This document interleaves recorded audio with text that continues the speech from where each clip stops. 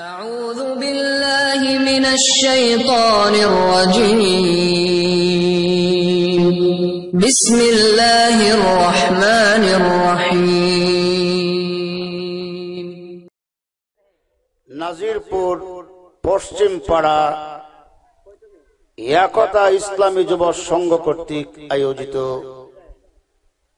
আজকের এই ইসলামী মহাসম্মেলনের মঞ্চে উপবিষ্ট আছেন সম্মানিত সভাপতি সাহেব, উপস্থিত আছেন দেশ ও জাতির কর্ণধার মুআজ্জাজ মুকাররম উলামায়ে কেরাম, মুরব্বিয়ানে আযম, প্রাণপ্রিয় যুবক ভাইরা, পর্দার অন্তরালের অবস্থানরত শ্রদ্ধেয় মা ও বোনেরা, প্রথমে মহান আল্লাহ পাকের দরবারে প্রাণ খুলে অন্তরের অন্তঃস্থল থেকে উচ্চ কণ্ঠে শুকর আদায় করছি, যিনি অত্যন্ত দয়া করে আজকের এই সম্মেলনে উপস্থিত হওয়ার তৌফিক দান করেছেন। সকলেই বলি আলহামদুলিল্লাহ। আপনারা শুনেছেন এবং পোস্টারে দেখেছেন আমার নামের শেষে যে বিষয়বস্তু নির্ধারণ করেছেন সেটা হলো আল্লাহর কোরআনের সূরাতুদ দুহার আলোচনা, অর্থাৎ রাসূল পাক সাল্লাল্লাহু আলাইহি সাল্লামের শান মান সম্পর্কে আলোচনা করার জন্য। আর সেই মর্মে আমিও আপনাদের সামনে আল্লাহর কোরআনের সূরাতুদ দুহা তিলাওয়াত করেছি। এই সূরাতুদ দুহাতে আল্লাহ রাব্বুল আলামিন তার প্রিয় নবী, শ্রেষ্ঠ নবী, শেষ নবী মুহাম্মদুর রাসূলুল্লাহ সাল্লাল্লাহু আলাইহি সাল্লামের সম্মান ধরে তুলেছেন এবং একটা বিষয়ে রাসূল সাল্লাল্লাহু আলাইহি সাল্লামকে আল্লাহ তাআলা সান্ত্বনা দিয়েছেন। এই সম্পর্কে আমি আপনাদের সামনে আলোচনা করতে চাই। আপনারা মনোযোগ দিয়ে শুনতে কি রাজি আছেন? আর একটু জোরে করেন। এই আলোচনাটা কেন করতে হবে? আজকে রাসূল সাল্লাল্লাহু আলাইহি সাল্লামের শান মান মর্যাদা নিয়ে একই সমাজে, একই গ্রামে, একই এলাকায়, একই থানাতে, একই ঘরে বিভিন্ন মতানৈক্য। আরে মতানৈক্য কি? আমরা কেউ বলি যে আমরা রাসূলের সম্মান বেশি জানি এবং বলি, আর আরেক ভাইকে আমরা দোষারোপ করি যে তারা রাসূলের সম্মান জানেও না, সম্মান বলেও না।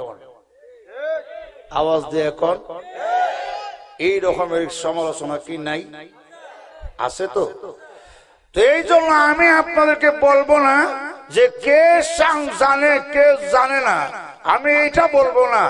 আমার আলোচনার দ্বারাই আপনারা বুঝে নেবেন যে আসলে কি আমরা রাসূলের সম্মান জানি নাকি জানি না, বলি নাকি বলি না। আলোচনাই প্রমাণ করে দিবে। রাসূলের শান, রাসূলের মর্যাদা এত বেশি, সারা পৃথিবীর মানুষ যদি একত্রিত হইয়া কিয়ামত পর্যন্ত রাসূলের শান মান মর্যাদা আলোচনা করতে থাকে, কিয়ামত হতে পারে, কিন্তু রাসূলের শান মান বলে শেষ করা যাবে না। যাবে কি? রাসূলের সম্মান, রাসূলের সঙ্গে পৃথিবীর কারো কোনো উপমা হয় না, রাসূলের সাথে পৃথিবীর মধ্যে কারো কোনো তুলনাও হয় কি? হয় না। একের পর এক আমি আপনাদের সামনে বলতে থাকবো ইনশাআল্লাহ। আর আপনারাও যারা আশপাশে দাঁড়িয়ে আছেন, দোকানপাটে বসে আছেন, বাজে কথাবার্তা না বলে সঠিক কথাগুলো শোনার জন্য মেহেরবানি পূর্বক মাহফিলে চলে আসুন। কারণ আজকের এই মাহফিলের এত গুরুত্ব যে মাহফিলটার চতুর্দিক দিয়া আল্লাহ পাক রহমতের ফেরেশতা নাজিল করেছেন। আর একটু আসতে বলেন।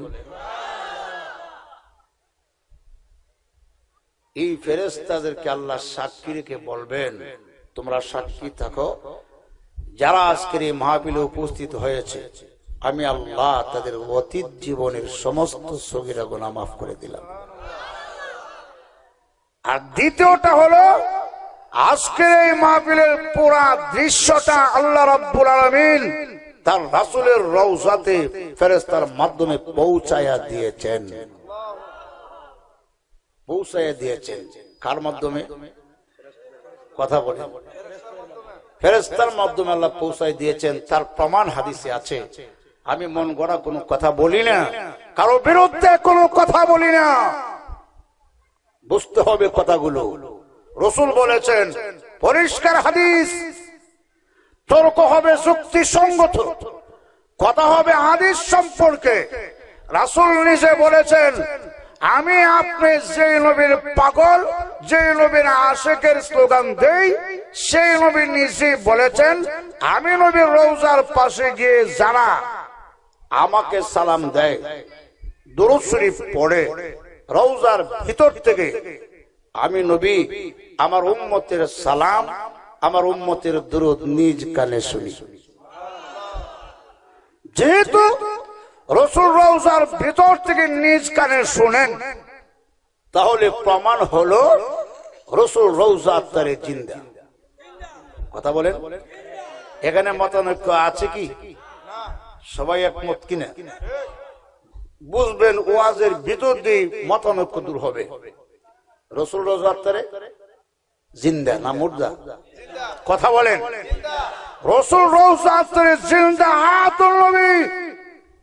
এটা ওলামায়ে দেওবন্দিরা, তাবলীগওয়ালারা, কওমিওয়ালারা সকলেই মানেন, কারণ এটা হলো আহলে সুন্নাত ওয়াল জামাআতের আকীদা, বিশ্বাস।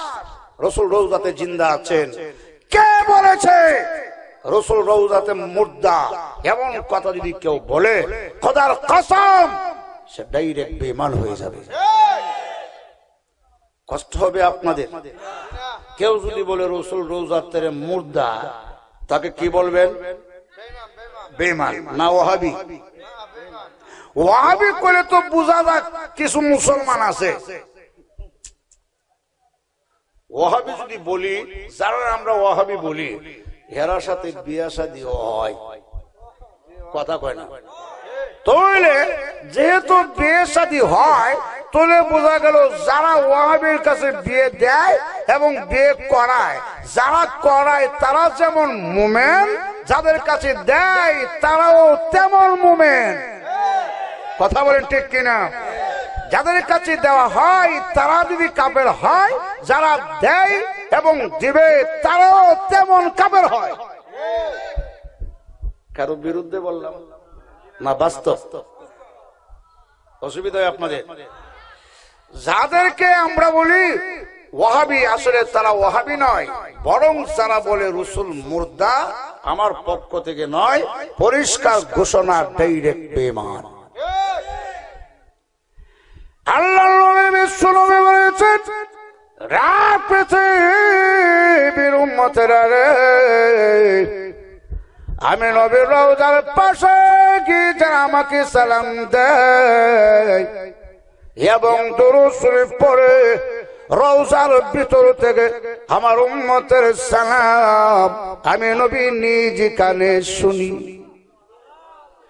যেহেতু আল্লাহর নবী রওজার ভিতর থেকে উম্মতের সালাম শুনেন, অতএব প্রমাণ হয়ে গেল আল্লাহ নবী রওজাতে জিন্দা আছেন।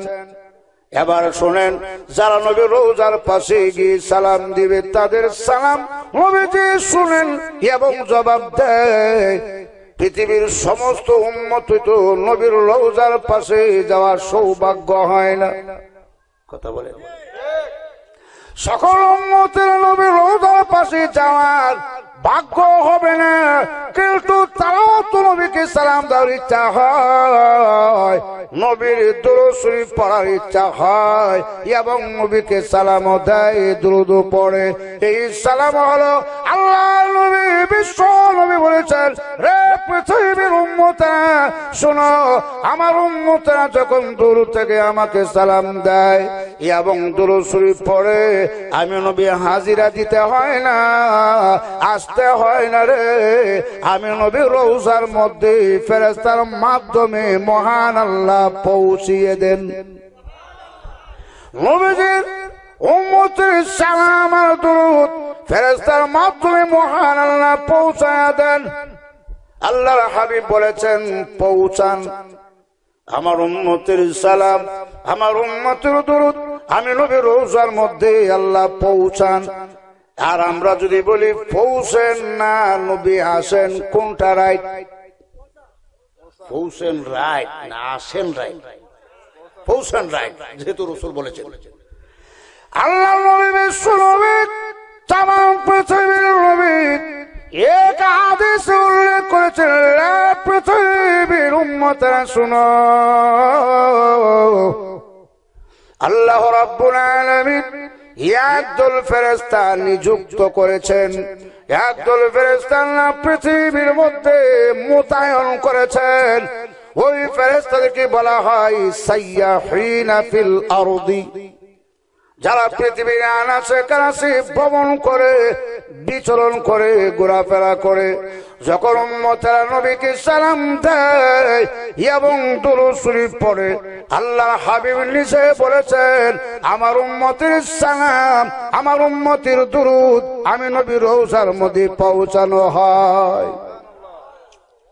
তামাম পৃথিবীর নবী, যে নবীর সৌজন্যে মহান আল্লাহ সব বানালেন, নবীর সঙ্গে পৃথিবীর কারো কোনো তুলনা হয় না, চন্দ্র সূর্যের উপমা হয় না, আজরাইল ফেরেশতার উপমা হয় না, তুলনা হয় না। তামাম পৃথিবীর মানুষেরা যদি কিয়ামত পর্যন্ত রাসূলের সম্মান লেখার জন্য লেখক হয়ে যায়, আর তামাম পৃথিবীর সাগরের পানি যদি কলকালি বানানো হয়, তামাম পৃথিবীর গাছপালাকে যদি কলম বানানো হয়, এবার লেখা শুরু করে দিবেন। কোথায় লিখবে? আল্লাহ তার নবীকে কি মর্যাদার অধিকারী করেছেন লিখতে থাকবে। দুনিয়ার খাতায় সম্ভব হবে না। এই পৃথিবীটাকে যদি খাতা বানানো হয়, খাতা বানায় লেখা শুরু করে দিবেন, লিখতে থাকবে, লিখতে থাকবে। দুনিয়া নামক খাতার প্রথম পৃষ্ঠা কালো হয়ে যাবে। খোদার কসম, আল্লাহর নবীর সম্মান শেষ হবে না। তারপরে যদি আবারও দ্বিতীয় পৃষ্ঠাকে উল্টাইয়া আল্লাহ নবী বিশ্ব নবীর সম্মান লিখতে থাকে, দুনিয়া নামক খাতার দ্বিতীয় পৃষ্ঠাও কালো হয়ে যাবে। কলম শেষ হতে পারে, কালিও শেষ হতে পারে, আল্লাহু আকবার, লেখক শেষ হতে পারে।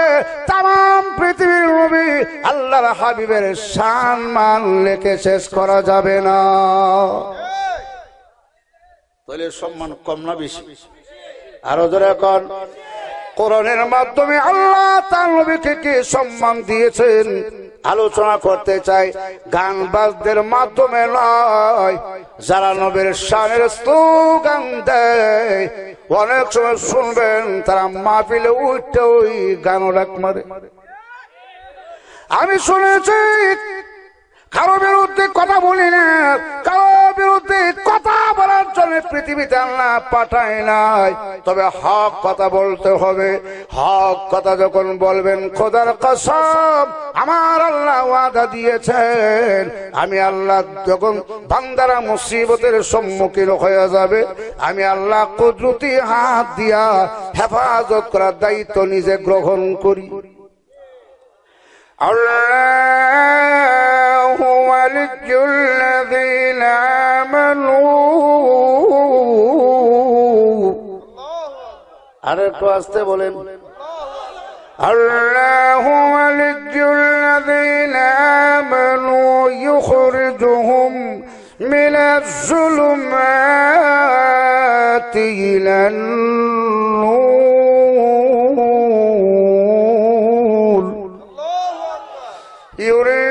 يريدون ليطفئوا نور الله بأفواههم والله متم نوره ولو كره الكافرون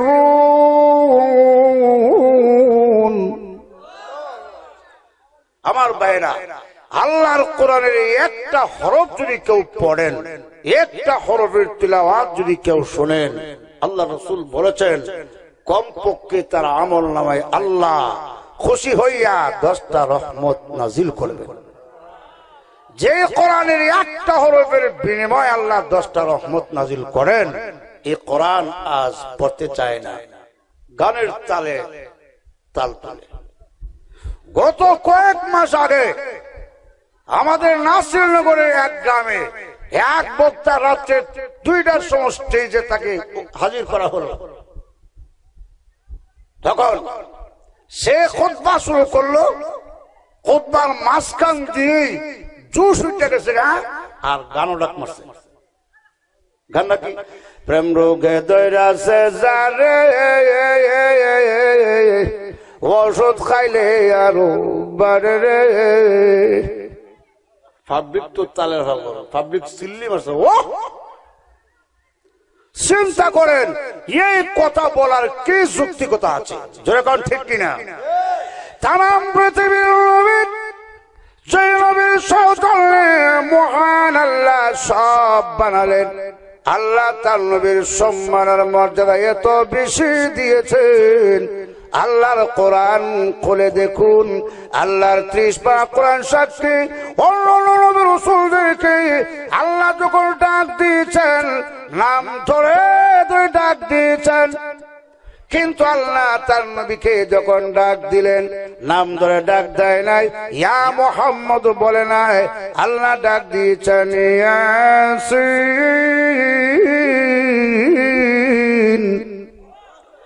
তাহা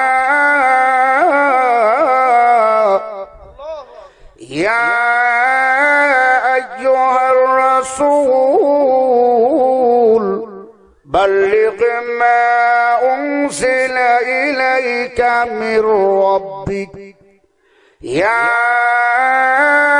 أيها النبي إنا أرسلناك شاهدا ومبشرا ونذيرا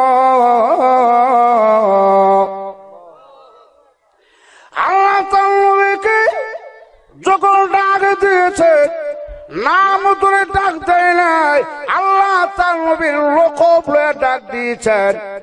কিন্তু অন্যান্য নবী রাসূলদেরকে যখন ডাক দিলেন সরাসরি নাম লয়া ডাক দিলেন, ইয়া ইয়াহইয়া খুযিল কিতাবা বিকুওয়া ইয়া যাকারিয়া يا آدم يا موسى يا إبراهيم। ভালো করে বুঝতে হবে, অন্য নবী রাসূলকে আল্লাহ যখন ডাক দিয়েছেন নাম ধরে ডাক দিয়েছেন, সরাসরি নাম লইয়া, কিন্তু তাম পৃথিবীর নবীকে আল্লাহ ডাক দিয়েছেন, কিন্তু নাম ধরে ডাক দেয় নাই। আল্লাহ তার নবীর লকব লইয়া ডাক দিয়েছেন, ইয়া মুহাম্মদ বলে আল্লাহ তার নবীকে ডাক দেয় নাই।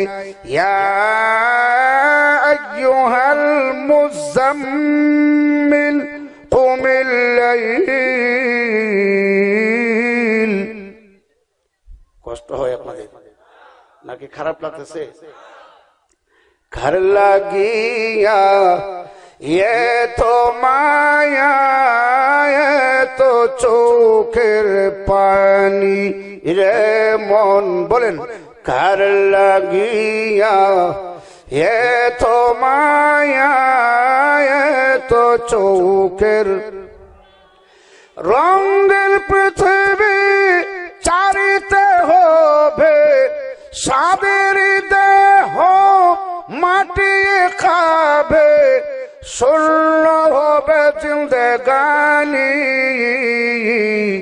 কার লাগিয়া এত মায়া এত চোখের পানি রে মন কার লাগিয়া এত মায়া এত চোখের সন্ধ্যা হলে ডুবিবে বেলা সাঙ্গ হবে ভবের মেলা সন্ধ্যা হলে ডুবিবে বেলা সাঙ্গ হবে ভবের মেলা কেউ বা দিবে আখিরি গোসল কেউ বা আনবে তোর দানি কার লাগিয়া এত মায়া এত চোখের পানি রে মন কার লাগিয়া এত মায়া এত চোখের রঙের পৃথিবী চারিতে হবে সাদের দেহ মাটি খাবে শূন্য হবে জিন্দেগানি কার লাগিয়া এত মায়া এত চোখের পানি রে মন কার লাগিয়া এত মায়া এত চোখের কষ্ট হয় আপনাদের নাকি খারাপ লাগে কত আশার বাসা তোমার নিমিষেতে হবে চুরমার কত আশার বাসা তোমার নিমিষেতে হবে চুরমার কেউ বা ডাকিবে মামা বলে সারা তো দিবে না জননী কার লাগিয়া এত মায়া এত চোখের পানি রে মন কার লাগিয়া এত মায়া এত চোখের পানি এই সমস্ত গজলের ভাব অর্থ ভালো কথা বলেন ঠিক কিনা মন পরিবর্তন হয় অন্তর একটি ধাক্কা লাগে কথা বলেন ঠিক কিনা কেউ তো এমন কতগুলো গজল আছে মন পরিবর্তন হবে দূরের কথা মনটা আরো শক্ত হয় যেরকম ঠিক কিনা তাম পৃথিবীর নবী যে নবীর সৌজন্যে মহান আল্লাহ সব বানালেন আল্লাহ তার নবীর নাম ধরে ডাক দেয় না বিশ্বাস হয় না আপনারা আল্লাহ তার নবীর নাম ডাক দেয় না সম্মানের কারণে যাই হোক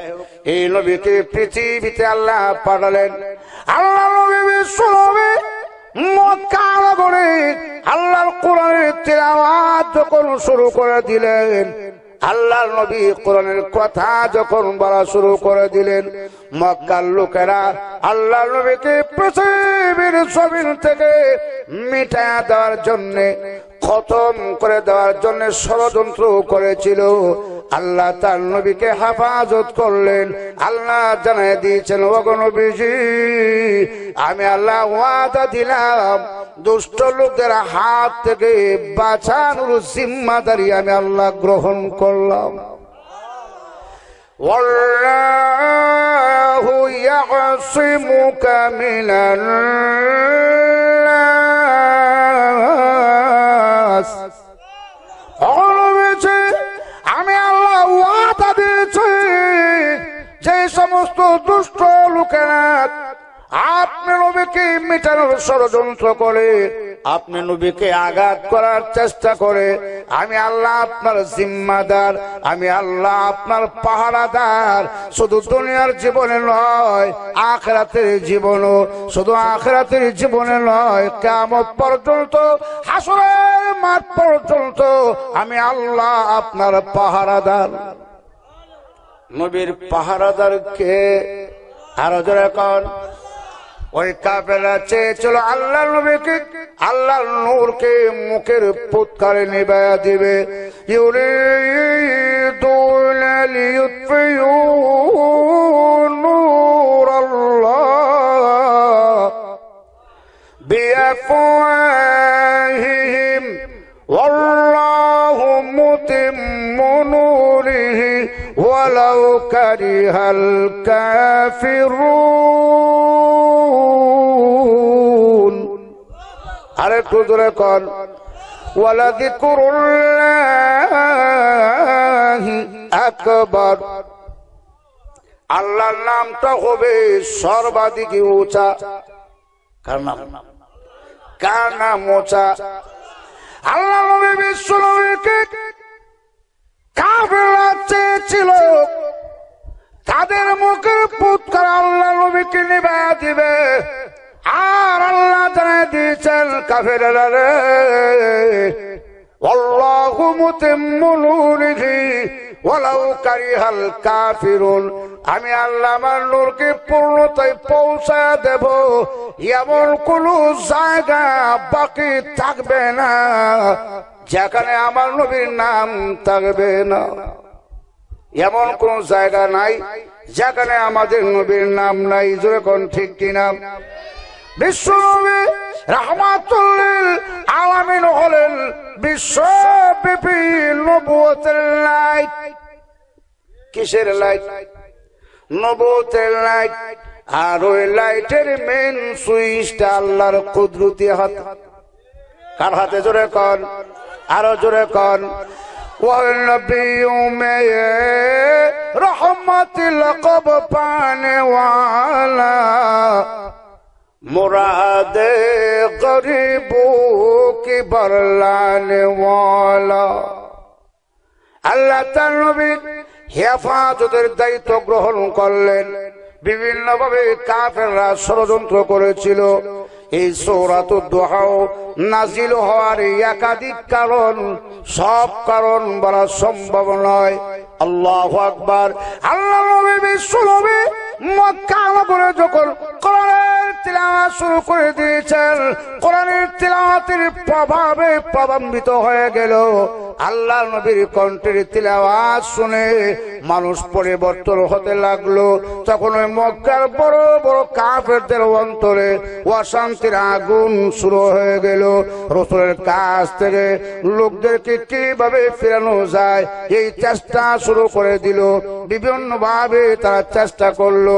প্রথম চেষ্টা হলো মানুষদেরকে জানায় দিল, হে আমাদের লোকেরা, মুহাম্মদের কাছে কেউ যাবে না, মুহাম্মদের কণ্ঠের তিলাওয়াত কেউ শুনবে না, বরং হাতে তালি বাজাবে, হট্টগোল করবে। কারণ মুহাম্মদ যে কোরআন শরীফ পড়েন এবং দাওয়াত দেয়, এটা আল্লাহর পক্ষ থেকে নাজিল করা হয় নাই, বরং মুহাম্মদ নিজে বানায়া বানায়া বলে। وقال الذين كفروا لا تسمعوا لهذا القرآن والغوا فيه لعلكم تغلبون।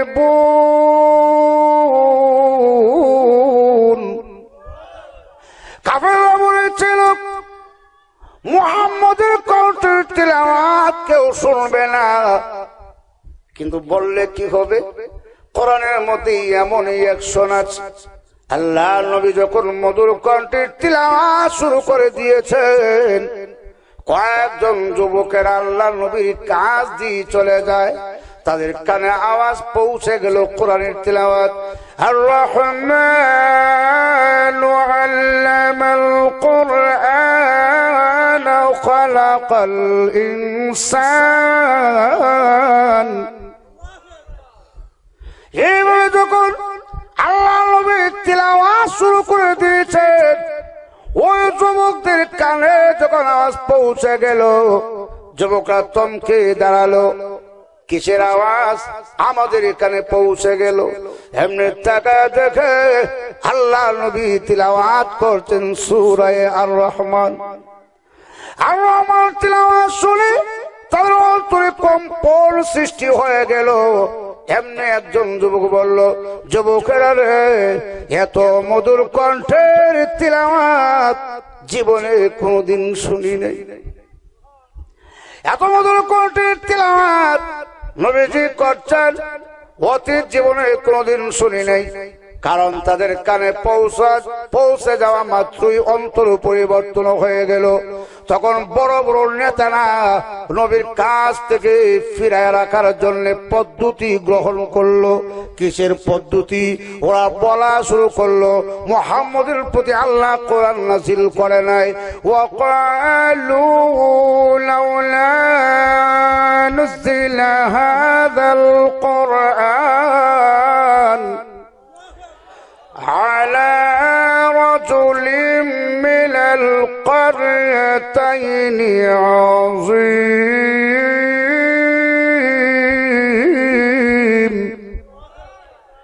আল্লাহর কোরআনে উল্লেখ করা হয়েছে, ওই কাফেররা বলেছিল, ওয়াকালু লাউলা নুযিলা হাযাল কুরআন, এই কোরআন যদি আল্লাহর পক্ষ থেকে নাজিল করা হতো।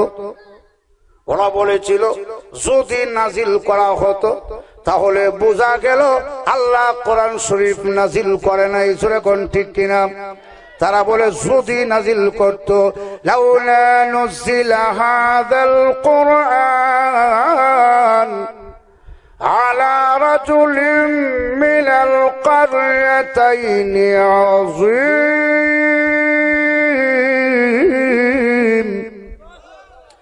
ওরা বলেছিল দুই গোত্রের দুই বড় বড় নেতা, একজনের নাম ছিল ওয়ালিদ ইবনে রবিয়া, আর একজনের নাম ছিল আবু মাসউদ সাকাফি, তায়েফের বড় সর্দার। কাফেররা দৃষ্টান্ত দিয়ে বলেছিল, রে আমাদের লোকেরা, আল্লাহ যদি কোরআন নাজিল করার প্রয়োজন মনে করতেন তাহলে ওয়ালিদ ইবনে রবিয়া কিংবা আবু মাসউদ সাকাফি, তায়েফের বড় সর্দার, এই দুইজন থেকে যে কোনো একজনের প্রতি আল্লাহ কোরআন নাজিল করত। যেহেতু ওয়ালিদ ইবনে রবিয়ার উপরে আল্লাহ নাজিল করে নাই, আবু মাসউদ সাকাফির প্রতি আল্লাহ কোরআন নাজিল করে নাই, অতএব আল্লাহ মুহাম্মদের প্রতিও কোরআন শরীফ নাজিল করে নাই। নাউজুবিল্লাহ কোন।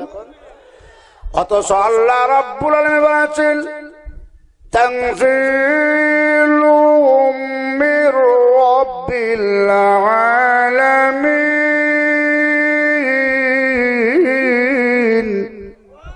আর একটু জোরে কোন, তানজিলুম মির রাব্বিল আলামিন। বিশ্ব প্রতিপালক মহান আল্লাহর পক্ষ থেকে এই কোরআনে কারীম নাযিল করা হয়েছে। কিন্তু কাফেররা বলেছিল আল্লাহর পক্ষ থেকে নাযিল করা হয় নাই। ওয়া ইন কুনতুম ফি রাইবিম মিম্মা নাযালনা আলা আবদিনা, আমার পক্ষের কোনো কথা বলি না, পৃথিবীর অন্য কোন মানুষের পক্ষের নয়। আল্লাহ ডাক দিয়েছেন, রে মক্কার কাফিররা, ওয়া ইন কুনতুম ফি রাইবিম মিম্মা নাযালনা আলা আবদিনা,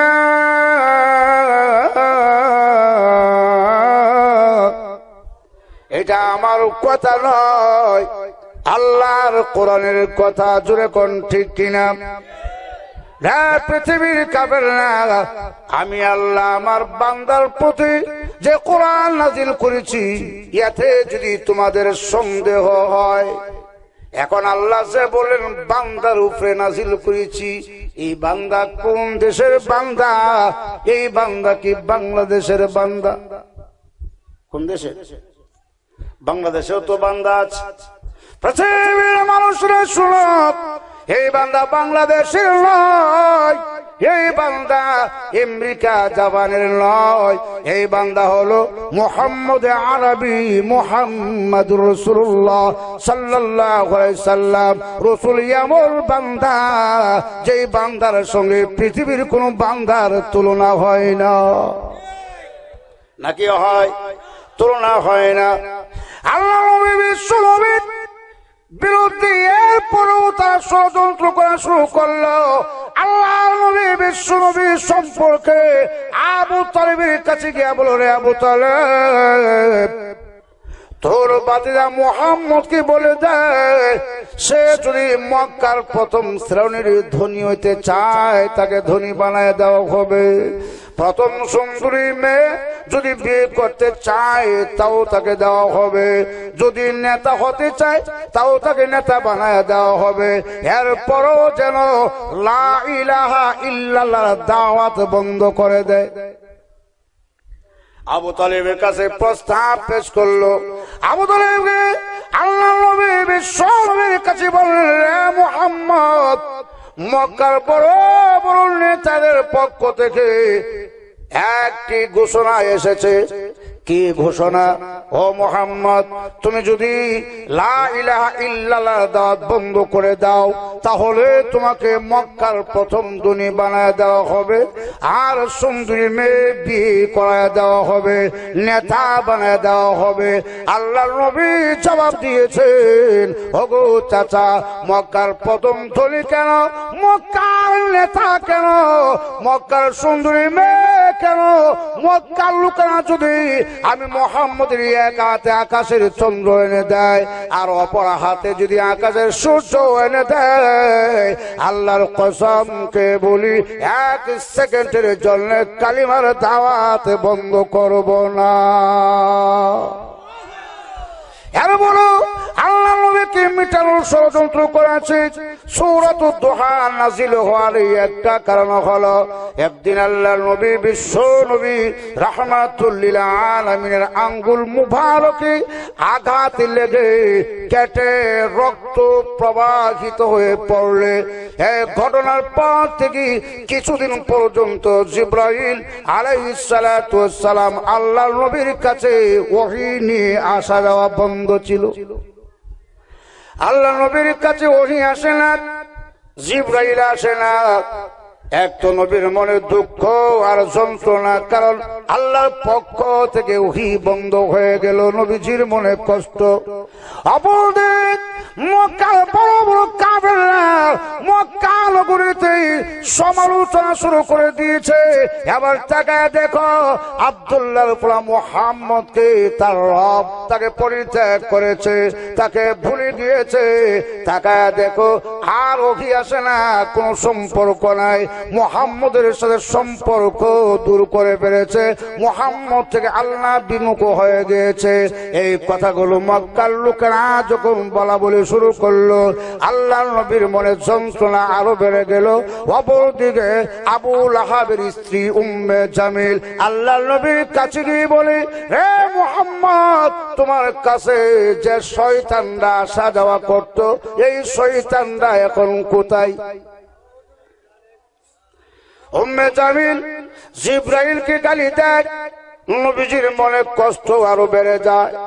নবীর মনে যে কষ্ট বেড়ে যায় আমার আল্লাহ জানেনি। আরেকটু জোরে কর, আল্লাহ জানেন এবং দেখেন। আল্লাহ তো নবীর মনে দুঃখ দূর করার জন্য, নবীকে সান্ত্বনা দেওয়ার জন্য এই মুহূর্তে সূরাতুদ দুহা নাযিল করলেন।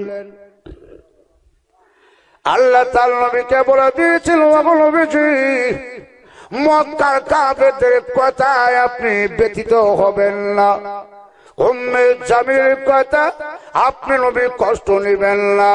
আমি আল্লাহ মধ্যদিনের আলোর কসম খেয়ে বললাম এবং রাতের কসম খেয়ে বললাম, রাত যখন গভীর হয় ওই রাতের কসম খেয়ে বললাম, আপনার পরওয়ারদিগার আপনার রব আপনাকে পরিত্যাগ করে নাই, বিমুখ হয় নাই। আর একটু জোরে কর, কে বলেছে আমি আল্লাহ আপনাকে বলে গিয়েছি দিয়েছি না গো নবী না ওয়াদুহা ওয়াল্লাইলি ইযা সাজা মা ওয়াদাআকা রাব্বুকা ওয়া মা ক্বালা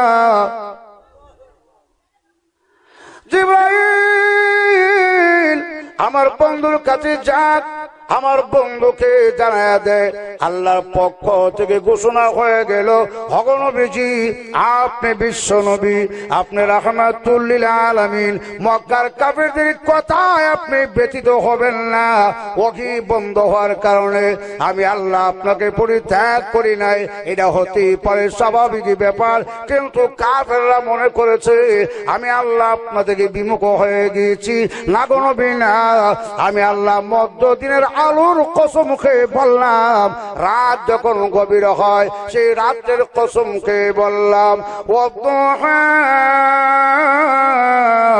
ওয়াল্লাইলি ইযা সাজা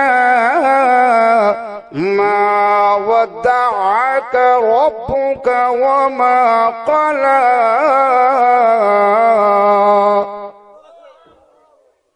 কষ্ট হইতেছে আপনাদের আল্লাহ তার রসুলকে সান্ত্বনা দেন আল্লাহ তার নবীকে খুশি করেন আল্লাহু আকবার জোরে করেন আর কাফেরদের ওই সমালোচনার দাঁত ভাঙ্গা জবাব আল্লাহ দিয়েছেন যে নবীর সৌজন্যে আমি আল্লাহ সব বানালাম যে নবীর সৌজন্যে সব সাজালাম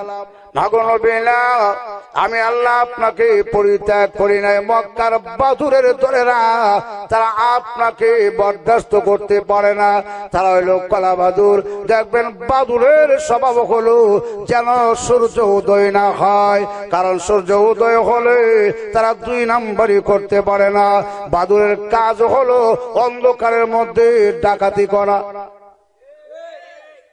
কলা বাদুর চিনেন না বাদুর দেখবেন এত সন্ধ্যার সময় আবার দেখবেন ফজরের সময় দৌড়াদৌড়ি হয় ওই বাদুরেরা চায় সূর্য যেন উদয় না হয় কেন সূর্য উদয় না হয় সূর্য উদয় হয়ে গেলে তখন তারা চুরি করতে পারবে না ডাকাতি করতে পারবে না ঠিক তেমনি ভাবে মক্কার কাফেররা বাদুরের ন্যায় ওগো নবীজি আপনি হলেন বিশ্বব্যাপী নবুয়তের লাইট ওই লাইট যেন উদয় না হয় ওই লাইট উদয় হয়ে গেলে বাটপারি চলবে না লাইট উদয় হয়ে গেলে ক্রিমিনালি করতে পারবে না লাইট উদয় হয়ে গেলে শিরকি কাজ করতে পারবে না লাইট উদয় হয়ে গেলে বিদাতি কাজ করতে পারবে না লাইট উদয় হয়ে গেলে 2 নাম্বারি কাজ করতে পারবে না বন্ডামি করতে পারবে না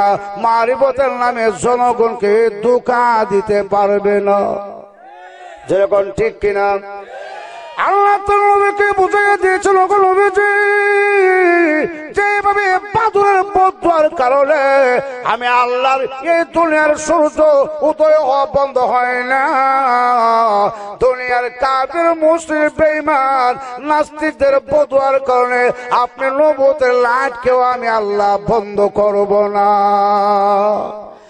আল্লাহু মুতিম্মু নূরিহি ওয়ালাউ কারিহাল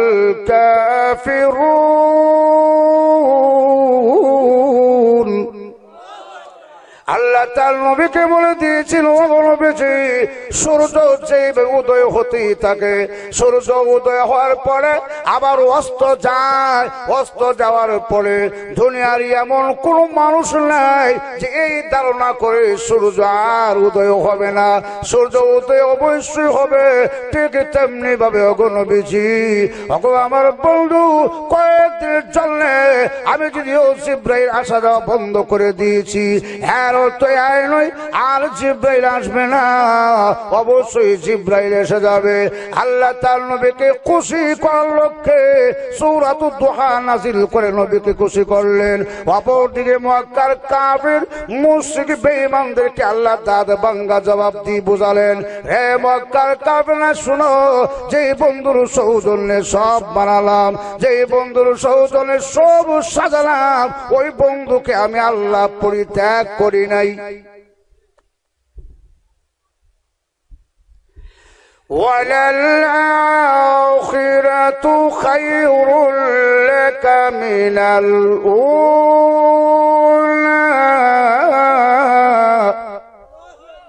সবাই বলেন আর একটু জোরে কর।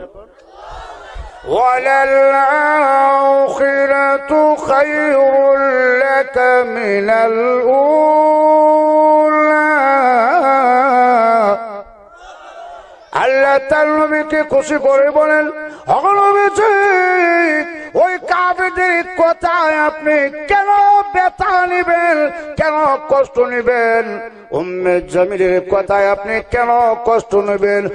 নবীজি আমি আল্লাহ জানায় দিয়েছি ইহকালের চাইতে পরকাল আপনি নবীর জন্য হবে মঙ্গল। কিভাবে মঙ্গল? তাফসীর কিতাবে উল্লেখ করেছেন কিয়ামতের মাঠে সমস্ত নবী রাসূলদের সম্মান মর্যাদা একত্রিত করলে যা হবে, আল্লাহ নবী বিশ্ব নবীর সম্মান মর্যাদা এর চেয়ে কোটি গুণে বেশি হবে। কিয়ামতের মাঠে যত নবী রাসূলগণ আমি আল্লাহ পৃথিবীতে পাঠিয়েছি, কিয়ামতের মাঠে সমস্ত নবীদের সম্মান মর্যাদা একত্রিত করলে যা হবে, আপনি বিশ্ব নবী একাই এর চেয়ে কোটি কোটি গুণে সম্মানের অধিকারী বেশি হবেন। ওয়ালাল-আখিরাতু খায়রুল লাকা মিনাল উলা। এই আয়াতের 2 নম্বর ব্যাখ্যা হলো, নবীজি মাক্কি জিন্দেগির চাইতে মাদানী জিন্দেগি আপনি নবীর জন্য হবে আরো মঙ্গল। নবীজি মাক্কি জিন্দেগির চাইতে মাদানী জিন্দেগি আপনি নবীর জন্য মঙ্গল হবে। কেমনে মঙ্গল হবে? কিতাবে লিখেছেন যদিও বিশ্ব নবীর জন্ম হয়েছিল মক্কা নগরে, কিন্তু মক্কার লোকেরা তাড়া দিয়েছে, মক্কার লোকেরা রাসূলকে আঘাত করেছে। এই জন্য মক্কা থেকে আল্লাহ নবী হিজরত করে মদিনার দিকে রওনা হয়ে গেলেন। বাইতুল্লাহর কাছে গিয়ে কাবার গিলাফে ধরে নবী কাঁদলেন, চোখের পানি রাখতে পারে না, ডেকে ডেকে বলে বাইতুল্লাহ রে, ও বাইতুল্লাহ আমার মন চায় না তোমাকে ছেড়ে যাইতে মদিনা, কিন্তু তোমার বাসিন্দারা আমাকে থাকতে দিল না। চোখের পানি রাখতে পারেন না, জন্মভূমি মক্কা নগর ছেড়ে চলে যাবেন। পৃথিবীর এমন কোন মানুষ নাই জন্মভূমি বলতে পারে, জোরে কোন ঠিক কিনা? লাউরা নাজিরপুরের যাতায়াত যদিও ভালো নয়, তারপরেও নাজিরপুরের বাসিন্দা নাজিরপুরকে ভুলতে পারে না। লাউরার মানুষেরা লাউরাকে ভালোবাসে, যদিও যখন ইচ্ছা তখন কোথাও সহজে যাওয়া যায় না। বিশ্বনবী মক্কা নগরে জন্ম নিয়েছেন, মায়েরদের জন্মভূমি মক্কা নগর ছেড়ে যাবেন। এই জন্য বাইতুল্লাহকে ডাক দিয়েছেন, বাইতুল্লাহ আমার মন চাই না, কিন্তু তোমার লোকেরা থাকতে দিল না। নবীজি চৌকের পরে ছেড়ে ছেড়ে কান্দে আর মদিনার দিকে রওনা হয়ে গেলেন। মদিনার দিকে যখন যান, নবীজি পিছন দিক দিয়ে ফিরে ফিরে চান জন্মভূমি মক্কা নগরের কথা। এবার নবীজি মদিনা যখন পৌঁছে গেলেন, মদিনার ছেলেরা মদিনার মেয়েরা রাসূলের কাছে এসে হাজির হয়ে গেলেন। এমন ভাবে মদিনার ছেলেরা আল্লাহ নবীর কাছে এসে দাঁড়ালেন। নবীজি দেখে খুবই আনন্দিত হলেন, আর আনন্দ হইয়া নবীজি চোখের পানি ছেড়ে বলে, রে মদিনার ছেলেরা, ও মদিনার লোকেরা, আজকে আমাকে যেভাবে পাহারা দিয়েছ ভবিষ্যৎ জীবনে এইভাবে রাখবে কিনা? কারণ হলো তোমাদের মতোই মক্কার যুবক ছেলেরা আমি নবীকে আঘাত করেছে, আমি নবীকে নির্যাতন করেছে। এমনি মদিনার ছেলেরা জবাব দিয়েছেন, নাহনুল্লাযী বায়াউ মুহাম্মাদান আলাল জিহাদি মা বাকিনা আবাদা। নবীজি আমরা বায়াত গ্রহণ করলাম আপনি নবীর কাছে যতদিন পর্যন্ত আমাদের গায়ে এক ফোঁটা রক্ত থাকবে আল্লাহর কসম বিশ্ব নবীর গায়ে একটা মশাও বসতে দিব না। نحن الذي بايعوا محمدا على الجهاد ما بقينا أبدا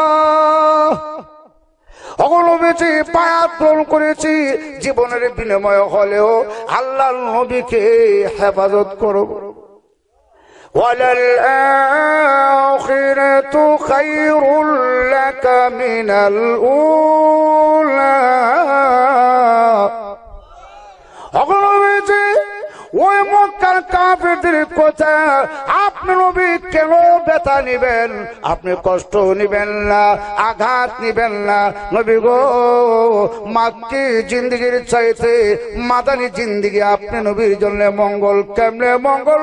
টাকা দেখুন না, মক্কার লোকেরা তারা দিল, কিন্তু মদিনার লোকেরা আপনি নবীকে গ্রহণ করল। 3 নম্বর ব্যাখ্যা হলো ওয়ালাল আখিরাতু খায়রুল লাকা মিনাল উলা। আরে প্রজরা কোন অগণবিতে 3 নম্বর ব্যাখ্যা হলো অতীত জীবনের চাইতে ভবিষ্যৎ জীবন আপনি নবীর জন্য মঙ্গল। এইভাবে একের পর এক নবীকে আল্লাহ সান্ত্বনা দেন আর কাফেরদের জবাব দেন। যে নবীর সান্ত্বনা আল্লাহ স্বয়ং দেন আর কাফেরদের দাঁত ভাঙ্গা জবাব দেয়, এই নবী কি আমাদের মতো সাধারণ মানুষ? আর হযরত এখন নবীজি আমাদের মতো সাধারণ মানুষ নয়।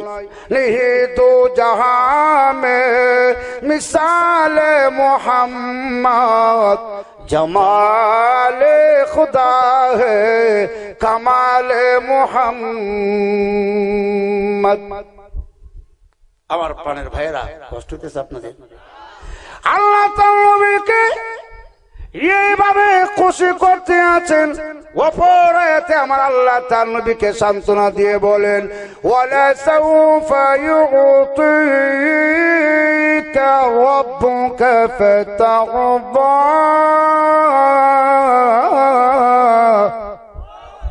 এই আয়াতে কারিমা আল্লাহ তার নবীকে বলে দিয়েছেন, ওগো নবীজি ওই কাফেরদের কথায় আপনি ব্যতীত হবেন না, মক্কার মুশরিকদের কথায় আপনি কষ্ট নেবেন না। কারণ হলো অচিরে আপনার পরওয়ারদিগার আপনার রব আপনাকে অনুগ্রহ দান করবেন, ফলে আপনি নবী সন্তুষ্ট হয়ে যাবেন। এই আয়াতে কারিমায় তাফসীরের কিতাবে ব্যাখ্যায় উল্লেখ করেছেন নবীকে আল্লাহ কি দান করবেন। ব্যাখ্যায় উল্লেখ করেছে বিশ্ব নবীর মনে যা চাইবেন আমার আল্লাহ নবীকে তাই দিবেন। নবীর মনে যা চাইব আল্লাহ তার নবীকে তাই দিব। এর চেয়ে সম্মানের অধিকারী আর কি হতে পারে? কথা বলেন ঠিক কিনা?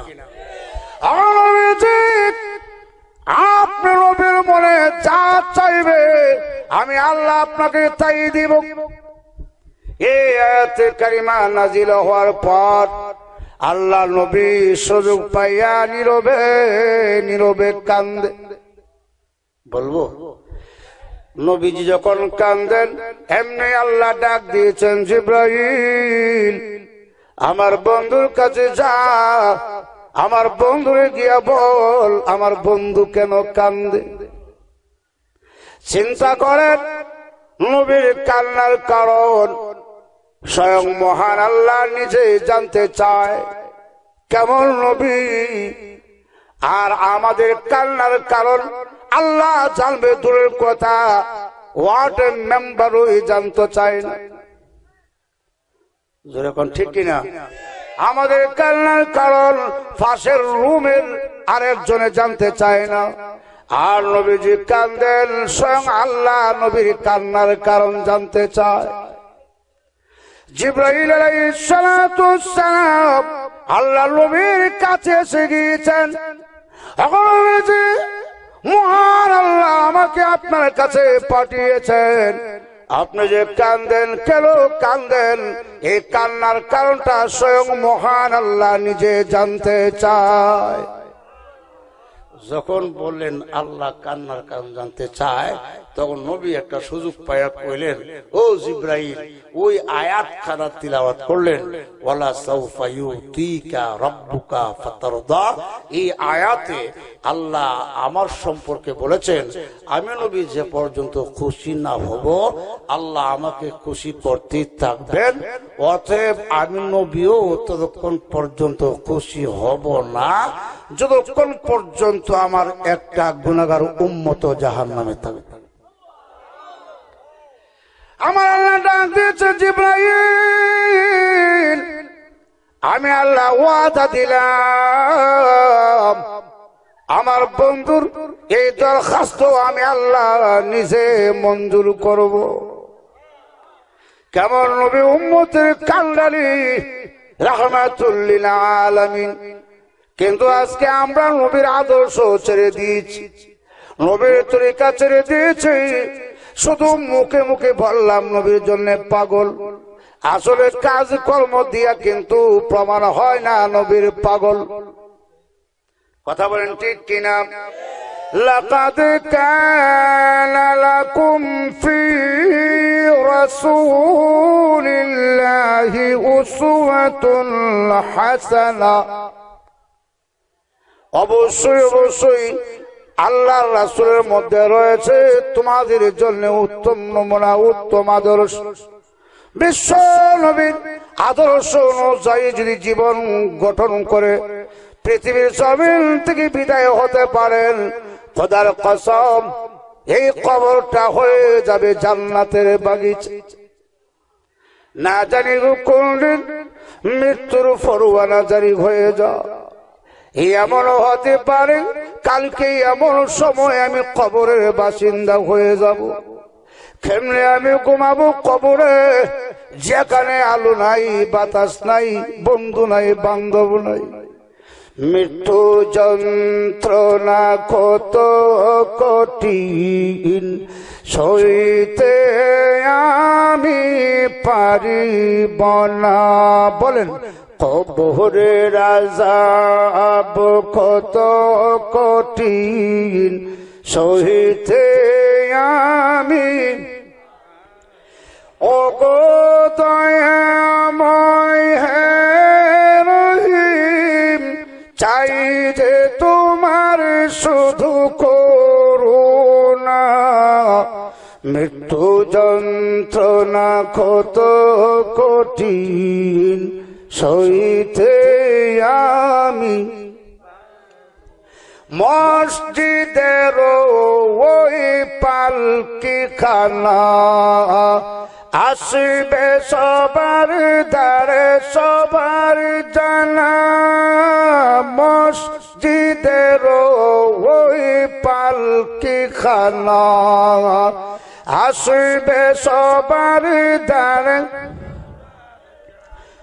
বড়ই পাতার গরম পানি শের গোসল দিবে সব জানা। গোসল শেষে সাদা কাফনে চির বিদায় দিবে হে মোনা। মৃত্যু যন্ত্রণা কত কঠিন,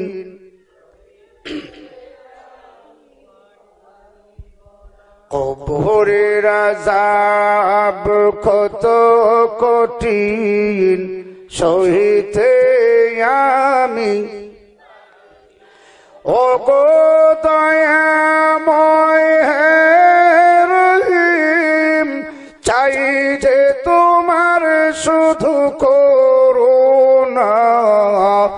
ও গো দয়াময় হে রহিম, চাই যে তোমার শুধু করুণা। মৃত্যু যন্ত্রণা কত কঠিন, সইতে আমি পারিব না।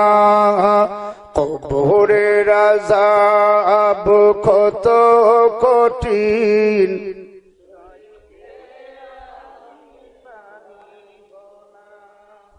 কারণ হলো আল্লাহ নবী বিশ্ব নবী বলেছেন মৃত্যুর যন্ত্রণা এত বেশি হবে, পানির পিপাসায় হৃৎপিণ্ড শুকিয়ে যাবে।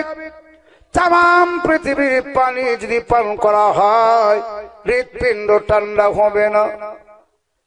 মুনকার নাকির আসিবে কাছে সওয়াল করিতে আমার পাশে, মুনকার নাকির আসিবে কাছে সওয়াল করিতে আমার পাশে, সেই সওয়ালের সঠিক জবাব আমাকে তুমি ভুলে দিও না।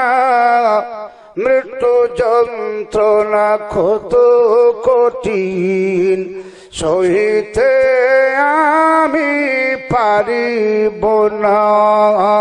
কবরের আযাব কত কঠিন,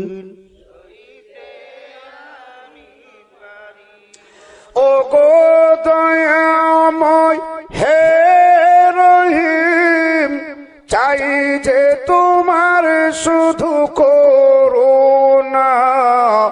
মৃত্যু যন্ত্রণা কত কঠিন, সহিতে আমি পারিব না।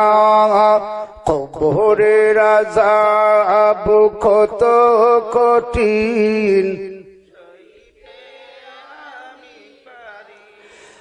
আধার কবরে আলু জেলে, আধার কবরে আলু জেলে, সাপ বিচ্ছু সব দূরে ফেলে, বেহেশতি হতে আমার লাগে দিও ফুলের বিছানা। বেহেশতে হতে আমার লাগে দিও ফুলের বিছানা। মৃত্যু যন্ত্রণা কত কঠিন, সহিতে আমি পারিব না। কবরের আযাব কত কঠিন, কোনদিন জানি মৃত্যুর পরোয়ানা এসে যায়। যুবকেরা এখনো সময় আছে, আল্লাহ নবীর তরিকা গ্রহণ করুন। নবীর তরিকা গ্রহণ ছাড়া দুনিয়ার জীবনও সুখ হবে না, আখিরাতের জীবনও শান্তির আশা করা যায় না।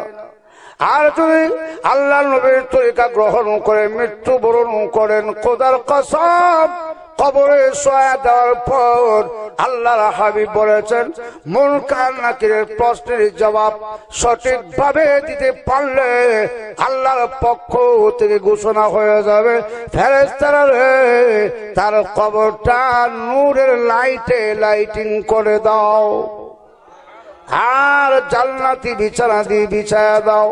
তখন ফেরেশতারা বলবে ঘুমাও ঘুমাও, এমন ঘুম ঘুমাবে ইসরাফিলের সিংহা ফু দেওয়ার আগে ঘুম ভাঙাবে না। আর আমল যদি ভালো না হয় কবরের আযাব থেকে রেহাই পাওয়া যাবে না। কোনদিন জানি মৃত্যু হয়ে যায় কেউ জানে না পৃথিবীর কাজে। আজকের মাহফিলে ওয়াদা করুন জীবনে কোনদিন নবীর তরিকা ছাড়ব না। আজকে যুবকদের দিকে চাইলে দেখা যায় রাসূলের আদর্শের কোনো খোঁজ খবর নাই। আমি একদিন এক যুবকের মাথার চুলের দিকে তাকায় দেখি তার মাথার চুল 3 তালা। জিজ্ঞেস করলাম, রে যুবক এটা কোন দেশের ফ্যাশন? তখন যুবক আমাকে বলল, হুজুর আপনি বুঝবেন না, এটা ব্রাজিলের ফ্যাশন। তখন আমি বললাম, রে যুবক, তুমি ব্রাজিলের ফ্যাশন ধরেছ। কবরে শোয়া দেওয়ার সময় বলা হবে বিসমিল্লাহি ওয়া আলা মিল্লাতি ব্রাজিল। ব্রাজিল কি বলা হবে? মিল্লাতি রাসূলিল্লাহ। দুনিয়ার জীবনে ব্রাজিল, আর কবরে ঘুমানোর সময় মিল্লাতি রাসূলিল্লাহ। যেরকম ঠিক কিনা? শুধু যুবকেরা নয়, এই দেশের যুবতীরাও জিন্সের প্যান্ট পরা এমন ফ্যাশন ধরে যুবকদের দিকে চলে গেলে যুবকরা ডাক দিয়ে বলে, দাঁড়া রে মালায়ে। জিন্সের প্যান্ট পরা যখন হেলে দুলে যায়, তখন যুবকরা বলে, দাঁড়া মালায়ে। চিন্তা করছেন? ও মা, এই পৃথিবীর জমিন থেকে একদিন যেতে হবে, কিন্তু কোন দিন যাবেন গ্যারান্টি নাই। ওরে মন রে, কবর ঘরের খবর নিলি না রে। দুনিয়ার সব খবর নিলাম, কিন্তু কবরের খবর আমাদের কাছে নাই।